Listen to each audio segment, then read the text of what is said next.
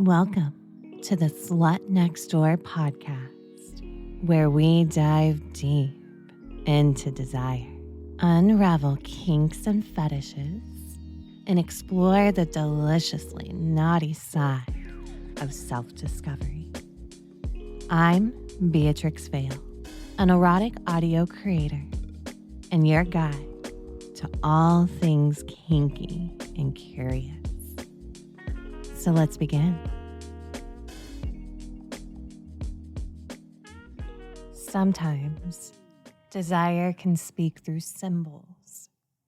Archetypes are timeless figures who haunt your fantasies, like the nurturing mommy, the divine goddess, or the commanding queen. They're the ones who pull you deeper into surrender. And each one carries its own energy, its own flavor of power, intimacy, and surrender. And they're not just costumes or titles. A lot of times they're ancient symbols that speak to something deeper inside of us, like to be held in mommy's arms, to kneel before a goddess, to spiral under the hypnotist's voice, or even to tremble beneath a giantess. And these aren't random fantasies. They're actually timeless expressions of what it means to crave and to be craved. So in this episode, I'm going to take you on a journey through these erotic archetypes.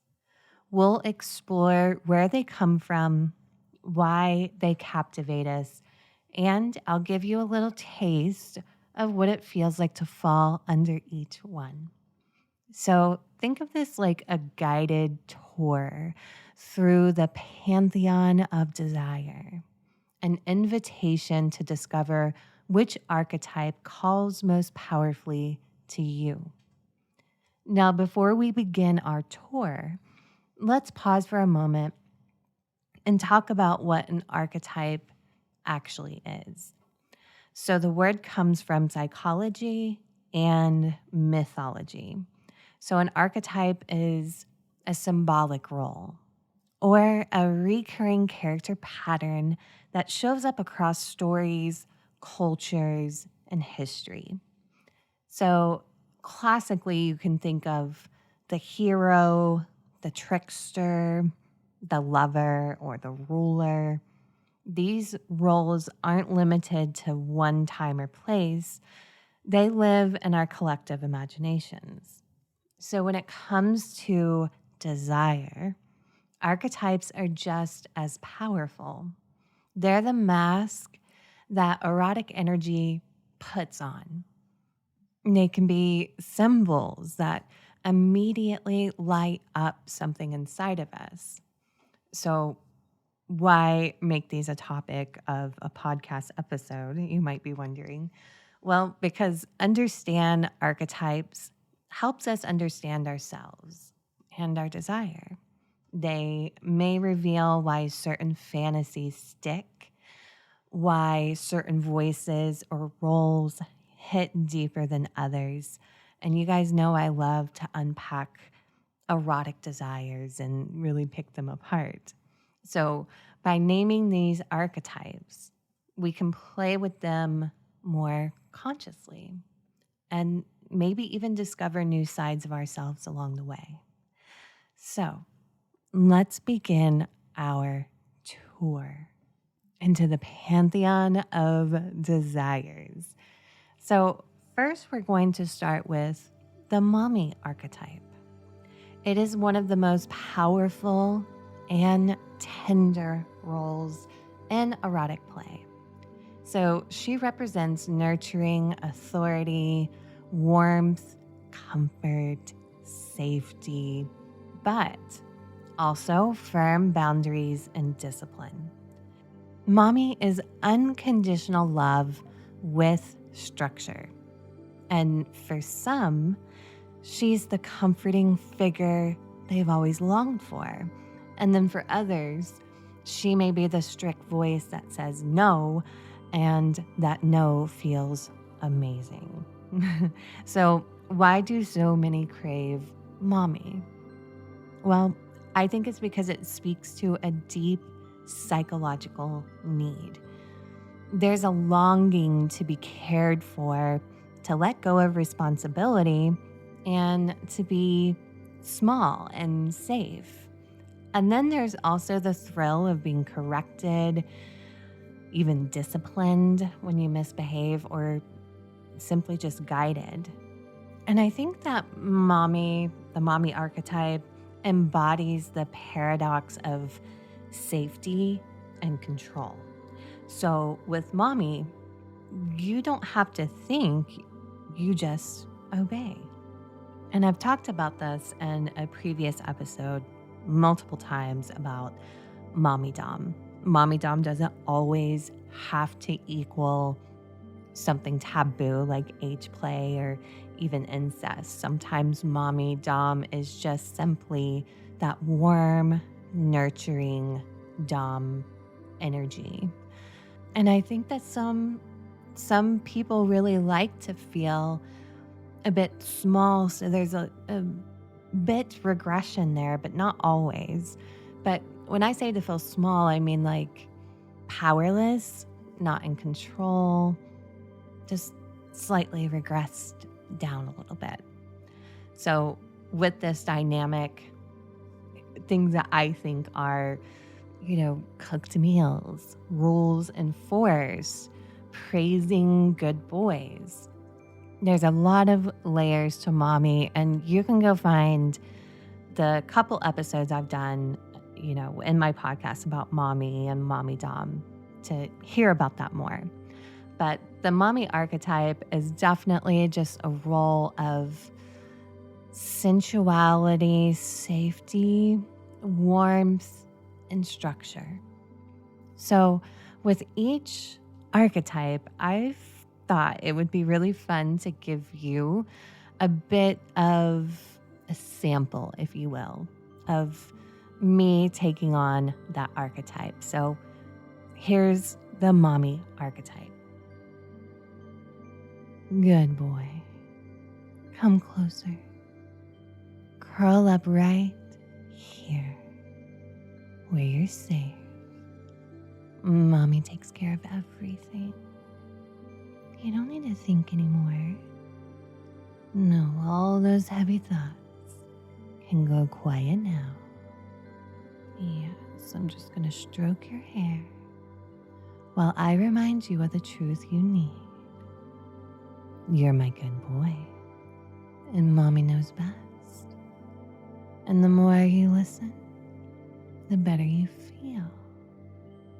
The more you belong in my arms, obeying every word. So, there you go. That's the heart of the mommy archetype. Nurture and control, sweetness and discipline, safety wrapped around surrender. And now, from mommy, we're going to move into something even larger, even more exalted, the realm of the goddess. So, why do we worship the goddess? Well, I think it's because desire is not only about intimacy, it's also about reverence. So serving a goddess feels the craving to give, to dedicate, to surrender yourself to something greater than we are. I think it taps into spirituality a little bit, into those ancient patterns of devotion and sacrifice. And so the worship itself becomes erotic, like the act of kneeling, praising, offering pleasure, offering service. So in this role, the goddess's distance is also part of the thrill. So she is perfection. You can only touch by obeying. And so you'll find the goddess archetype and ritualize play in like erotic settings. So, like worshiping feet, kissing rings, offering gifts, repeating mantras, just simply worshiping Goddess. So, with all that said, here is your sample of the Goddess archetype. Kneel. Lower your eyes. You are in the presence of your Goddess now. Every breath you take is mine. Every thought bends to me. And now, lift your gaze slowly. See me. Adore me. Worship me. I own you. I consume you, and I am all you need. And the more you understand that, the deeper you fall into devotion, into worship, into sweet surrender at my feet. And there you have the Goddess. She fills you, if it's your thing, with reverence and awe. And to serve her is like a step into sacred ritual. But some desires aren't so distant, they're intimate. And so the next archetype takes us directly inside your mind, the Hypnotist. So if the Goddess is worshipped from afar, the Hypnotist archetype is intimate, invasive, and playful. So she doesn't just command your body, she slips into your mind. And the Hypnotist is control, I think, like personified. She weaves words like silk, guides your focus, bends your will until you can't tell where your thoughts end and hers begin. I think also she is a bit like a magician and a manipulator, using trance as her tool and your surrender as her playground. So why do we crave the Hypnotist? I think it's because she offers the thrill of losing control without lifting a finger. And also, to be hypnotized is kind of like to be undone, to give up resistance and allow someone else to decide what you feel, think, and even do sometimes. So I think for some, it's the safety of not having to make choices. I think for some, it's the danger of being rewritten, and it's almost like taboo in a way.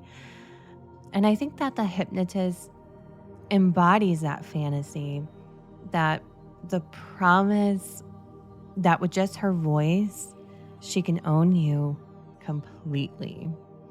And so with the Hypnotist, you'll find spirals, mantras, triggers, countdowns, hypnotic language, the rhythm of suggestion, and you'll also find loops and layers and echoes and lingers, a lot of mind play, and also play with your ears, orally.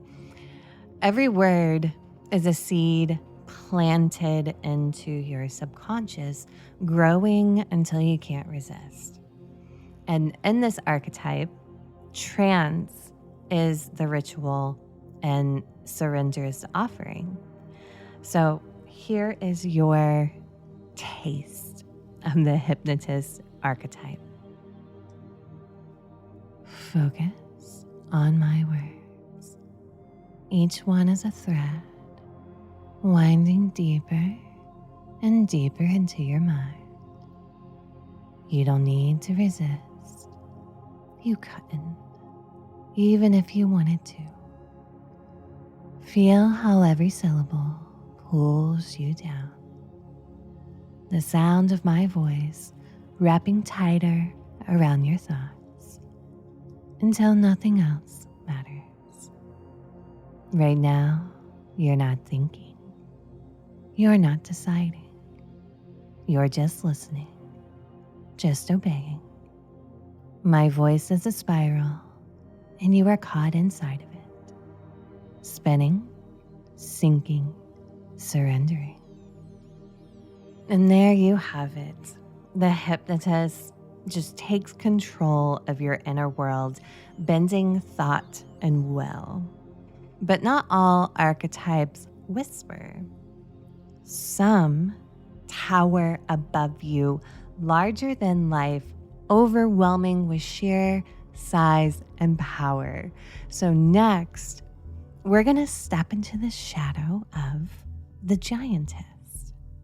A quite niche archetype, but one I just wanted to cover because the Giantess archetype dominates from the outside, much unlike the Hypnotist, who is inwardly. The Giantess is utterly and completely larger than life, towering above you, a living embodiment of just awe. The Giantess archetype is about scale. So she is large and you are small, fragile, insignificant. Now, to some, she is terrifying, but to others, it's quite intoxicating. But I think always she's just overwhelming and just otherworldly. So if you've ever wondered, like, why do people crave a Giantess archetype? And I think it's because there's something deeply erotic about being made small. And it's a complete and utter fantasy, right? The fantasy just flips power dynamics upside down because you're not just submissive, you're super tiny. And every gesture she makes could destroy you or spare you even. And that vulnerability, I think, taps into this wonderful concoction of awe and fear and thrill. So I think a Giantess just redefines your place in the world and erotic fantasy, shrinking you into pure, trembling surrender. And so you'll see the Giantess archetype in fantasies of size play, obviously, like being toyed with, stepped on, picked up, or even just like kept as a little tiny pet in a way. But I think the most important part is just that contrast that she holds in power between how enormous she is and then your helplessness. So here is your little sample of Giantess. Look at you. So very small. Just a freaking speck beneath me. And you tremble just standing in my shadow, don't you? I could crush you with the slightest step, and you would still crawl closer, desperate for my attention. You know, to me, you're nothing but a doll. So fragile and helpless, but completely mine to play with. And don't lie, deep down, you love being this small. And there you have it, the looming Giantess reminding you of your fragility. But you know, sometimes the power to submit isn't anything about sheer size. It can be about structure, rules, and discipline. So next, we're going to move into the realm of the teacher. So the teacher archetype is the authority of knowledge, discipline, and correction. She is the one with the red pen in her hand, the ruler at her desk, and the expectation that you will learn your lesson. So in erotic play, the teacher archetype embodies both intellectual authority and almost like delicious shame. So why would someone be attracted to this archetype? Well, I think it's because she embodies rules, and we crave both the safety and the sting of them. And she's a voice that says, "You've misbehaved, and now I'm going to correct you." And so I think the fantasy is about discipline, maybe even humiliation, and the chance to earn approval. And so I think that for some, it's about that strict guidance, but I think for others, it's more about the punishment. So either way, the teacher holds all the power. And I think for some too, there could be ties to some previous fantasies and when they were younger, but I really think it's all about the structure. So the teacher archetype often appears in role play. So maybe like a classroom scene where there's learning happening, lessons, exams, punishments. And a true teacher archetype is going to be sharp, corrective, and even repetitive, like a regular teacher would be. So with that said, here is your sample of the teacher archetype.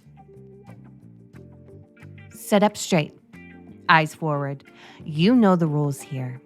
You do not speak until spoken to. Now repeat after me. I belong to teacher. Louder. Now repeat. I obey her rules. I want to hear the shame in your voice, and you're going to say it until it sticks, until the lesson is burned into your mind. And if you fail, well, I always have ways to correct you. And there you go. That teacher archetype drills obedience into you with strict rules and harsh correction. Now, our next archetype, we're going into temptation, corruption, and surrendering to a darker voice. We are going to talk about the succubus, the archetype of forbidden temptation. So the succubus is danger wrapped in desire, beautiful, predatory, and irresistible. The succubus corrupts with lust. She will drain you, consume you, and take more than you thought you could give, and then leave you begging for more. So why are some drawn to the succubus? Because she embodies risk and surrender. She lets you taste what it's like to lose control completely, and not because you're forced, but because you cannot resist. It's the fantasy of being drained, used, consumed, and also taps into a blend of fear and ecstasy. Because in the presence of a succubus, your lust becomes your weakness, and that weakness is then her power. So the succubus archetype often will show up in fantasies of energy drain, sexual exhaustion, and just endless temptation. Now, let's get a little taste of the succubus now. Don't fight it. You feel how I'm pulling from you, don't you? Every throb, every drop of your will sliding out of you and into me. You're so weak, so helpless. And yet, you crave the drain. You crave the loss because every ounce I take only leaves you more addicted to me, and I'll drain you again and again and again until you have nothing left but the need to serve me. And there you have it. The succubus seduces and corrupts, feeding on your lust until you are a hollow shell. But not all power has to feel dark, of course. And that leads us to the clinical power of, I'm going to kind of lump some together, the nurse, doctor, or healer. And this archetype often is a softer mask of control, at least on the surface. So she can represent care, recovery, dependence. She examines, treats you, and then also tends to you. But her authority is very absolute because, the nurse tells you when to lie down, when to open your mouth, when to take your medicine, all that. And if you resist, she's always going to correct you, sometimes firmly, but always with the justification of, professional care. So why would we crave the healer or nurse or doctor? I think, and it's super fascinating to me, because vulnerability itself can be erotic. So like to be examined, treated, even restrained for your own good strips you of power in a unique way. It's also about surrender disguised as necessity. So like you're not giving up control because you want to, you're giving it up because you need to.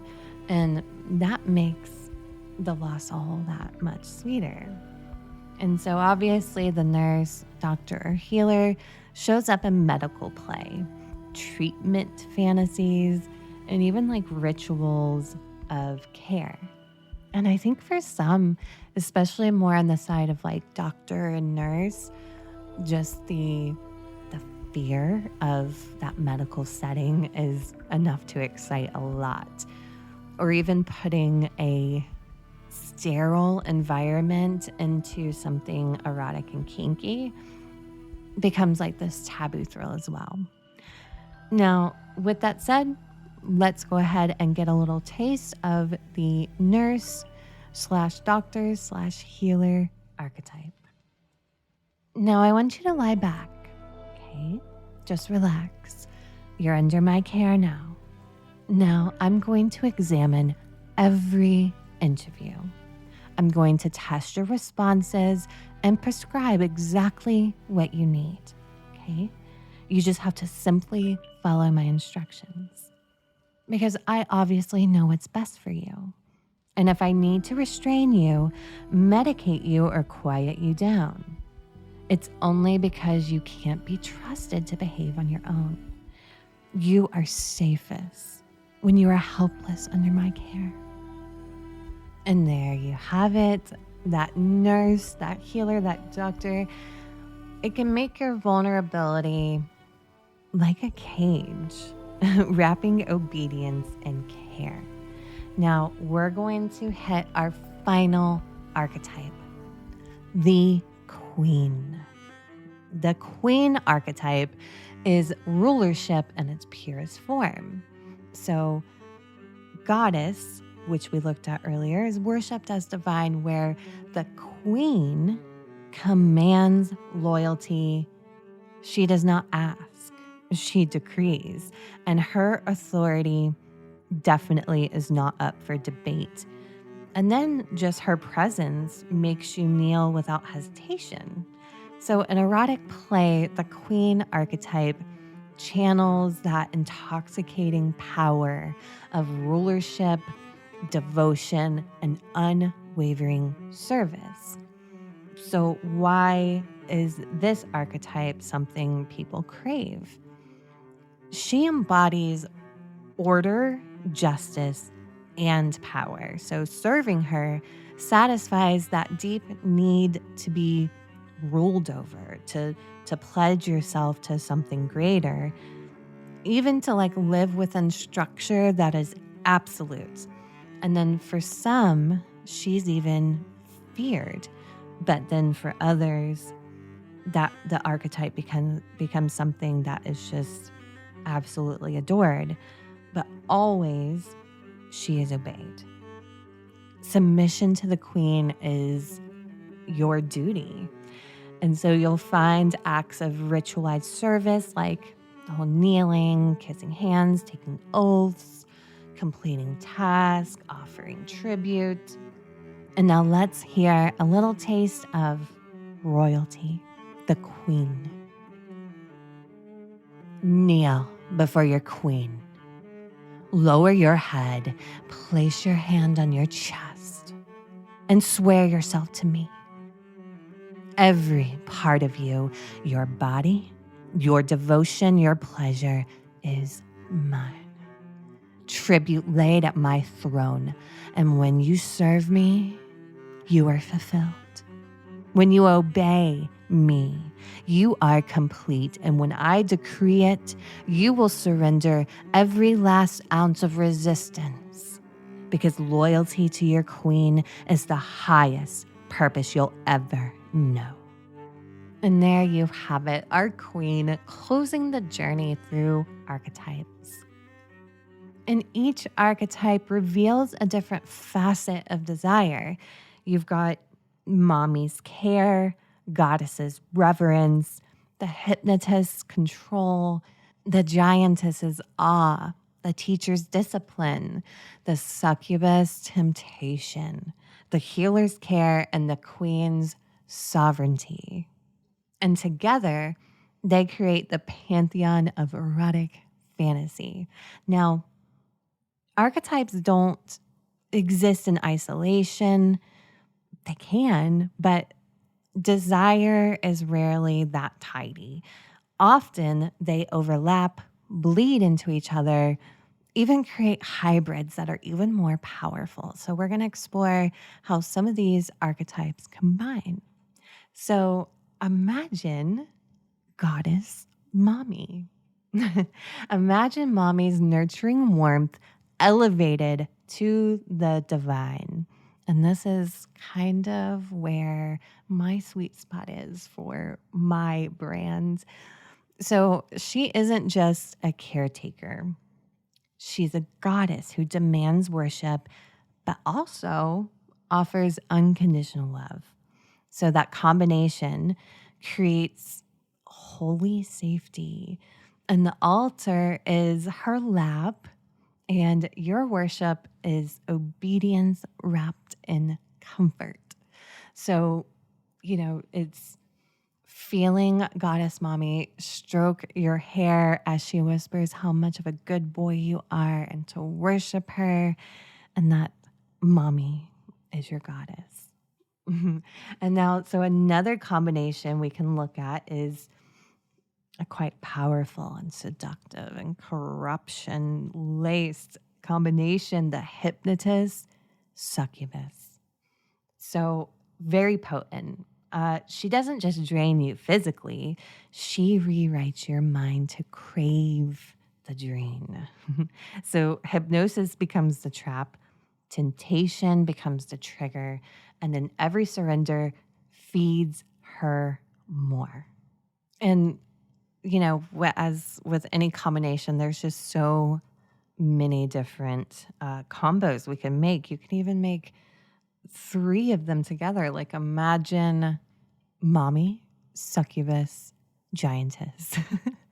The possibilities are endless and they're fun.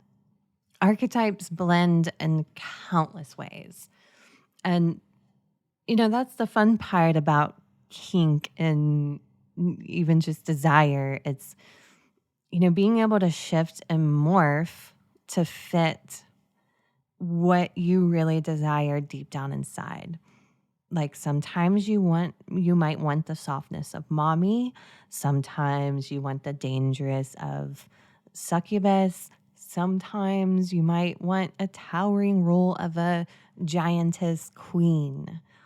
And the beauty of archetypes is that they're not cages. They become almost like lenses, if you will, through where your fantasies can just multiply and multiply and multiply. And like I said, that's where the fun really happens. So you've just traveled through my pantheon of desire. Each archetype is a symbol of something, I think, older and deeper than just simple fantasy. When I step into these archetypes in my own work, I definitely do notice how differently people respond. Because when I really take on that mommy dom role, I may hear from listeners who crave safety and tenderness. And then when I embody the goddess archetype, I receive worship and reverence. And then obviously, as a hypnotist, I feel the thrill of slipping inside your mind and rearranging your thoughts, which is so fun. And when I've played the giantess, oh my goodness, the reactions of just like awe and fear, it's intoxicating to feel those. But for me, archetypes can feel like costumes. I'm definitely putting on a role, but even deeper than that, I believe they are currents of energy I can channel. And sometimes I slip between them in a single recording. And sometimes one comes through stronger than the others, but they're always there, shaping the way I connect with you or providing fantasies and experiences that you can't really experience in the real world. And again, that's what makes this so, so fun. Now, I'd love to hear from you. Which archetype calls to you the most? Which one just absolutely made your pulse quicken, your body ache? Are you drawn to the care of mommy, the reverence of the goddess, the trance of the hypnotist, the awe of the giantess? Or do you crave the correction from the teacher, the temptation of the succubus, or the tender control of the nurse, or the sovereignty of the queen? I would love for you to share with me. Send me a message, leave me a comment in the comment section. I would love to know. And remember, archetypes are mirrors of our deepest desires. They're almost like doorways because each one can reveal something about what you crave, what you fear, and what makes you surrender. So as you leave this episode, I want you to take a moment to notice definitely which one lingers in your mind and just kind of digest that for a while. Pick it apart and analyze it yourself. But until next time, I want to thank you for listening to the Pantheon of Desires, my little breakdown of the archetypes. If you have not ever heard my erotic audio work, definitely check out the link in the episode description of this podcast, where you can find even free files to listen to and perhaps find one of your favorite archetypes. Thanks for listening. And that's a wrap for this episode of The Slut Next Door, where we dive deep into the raw, unapologetic truths of human desire. If you loved what you heard today, make sure to subscribe and turn on notifications so you never miss a juicy moment. Want to connect with me outside the podcast? Click the link in my bio, where you can find lots of juicy content and options. Until next time, I'm Beatrix Vale, your Slut Next Door. And I'll see you in the next episode.